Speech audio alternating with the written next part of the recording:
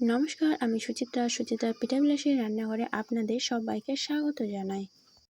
এখন আমের সিজন চলছে, তাই আমি খুব সহজ ও অল্প টাইমের মধ্যে আমের টক বা আমের চাটনি বানিয়ে দেখাবো। খুব অল্প উপকরণ ও ঘরে থাকা কয়েকটি জিনিস দিয়ে আমের চাটনি বানিয়ে দেখাবো। ঘরে থাকা 2 থেকে 3টি উপকরণ দিয়ে কি সুন্দর টেস্টি ও খেতে অনেকটাই সুস্বাদ আমের টক বা আমের চাটনি বানিয়ে দেখাবো। যেমন খেতে সুন্দর, দেখতেও কিন্তু অনেকটাই সুন্দর। এই আমের সিজনে এরকম যদি আমের চাটনি বা আমের টক পাওয়া যায়, অনেকটাই কিন্তু ভাতের সাথে খেতে খুব সুন্দর। তো চলুন মেন রেসিপিতে ফেরা যাক। আমি এখানে বড় সাইজের কিছুটা আম নিয়ে নিয়েছি ও আমগুলো ভালোভাবে সুন্দর করে খোসাটা ছাড়িয়ে নেব। সুন্দরভাবে খোসা ছাড়িয়ে নিতে হবে, কারণ এখানে আমি শুধু আমের পাল্পটা নেব। আমের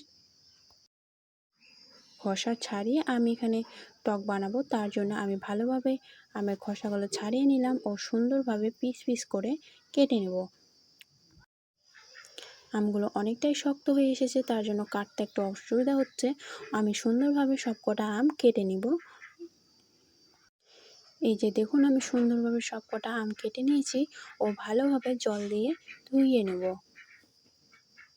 তো আমের টক বা চাটনি বানানোর জন্য সর্বপ্রথম একটা কড়াই নিলাম। কড়াইয়ে অল্প একটু তেল দিলাম ও আমি এখানে আমি হলুদ সর্ষে নিয়েছি। তারপরে দিলাম অল্প একটু জিরা, 2টা শুকনো লঙ্কা ও 2টা তেজপাত। তারপর তেজপাত ও সব কটা জিনিস দেওয়ার পরে আমি ভালোভাবে ভেজে নিলাম যতক্ষণ পর্যন্ত লাল হয়ে না আসছে। তারপর আমার লাল হয়ে আসলে আমগুলো যে আমি ধুয়ে জলে ভিজিয়ে রেখেছিলাম, সেই আমগুলো একে একে সব কটা আম দিয়ে দেবো ও ভালোভাবে নাড়াচাড়া করে ভেজে নিতে হবে।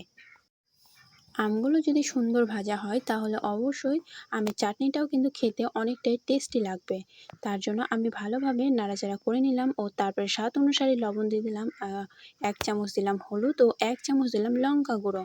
তারপরে আমি কিছুটা জল দিলাম, মোটামুটি এখানে 1 পোয়া সমান আমি জল দিয়ে দিলাম ও আবারও ভালোভাবে নাড়াচাড়া করে একটা জিনিস দিয়ে ঢাকা দিয়ে আমি 2 থেকে 3 মিনিটের জন্য রেখে দিই। তারপর 2 থেকে 3 মিনিট পরে ফিরে আসার পরে দেখছি এই যে আমার জল শুকিয়ে গেছে। জল শুকিয়ে গেলে এরকমভাবে যে আমের যে গোটা গোটা ভাবটা ছিল, খুন্তির সাহায্যে ভালোভাবে নাড়াচাড়া করে আমি সব কটা পাল্প নরম করে নিলাম। তারপরে স্বাদ অনুসারে আমি দিয়ে দিলাম চিনি। চিনিটা কিন্তু ভালো করে কষানোর পরে দিতে হবে। আমি আমটাকে সুন্দরভাবে কষিয়ে নিয়েছি। কষিয়ে নেওয়ার পরে আর কিন্তু আমি জলের ব্যবহার করব না, তার জন্য চিনি দিয়ে দিলাম। চিনি দেওয়ার পরে এই যে দেখুন, কিছুক্ষণ পরেই এই যে এরকম জল টাইপের হয়ে আসবে। চিনি দেওয়ার পরে কিন্তু এরকম হয়ে আসে। তারপর সুন্দরভাবে নাড়াচাড়া করে নামিয়ে নিতে হবে। তারপরে আমার আমের চাটনি রেডি। দেখুন কত সুন্দর হয়েছে। আমার ভিডিওটি দেখে যদি আপনাদের ভালো লাগে, চ্যানেলটিকে সাবস্ক্রাইব করে পাশে থাকার অনুরোধ রইল। প্লিজ। নমস্কার।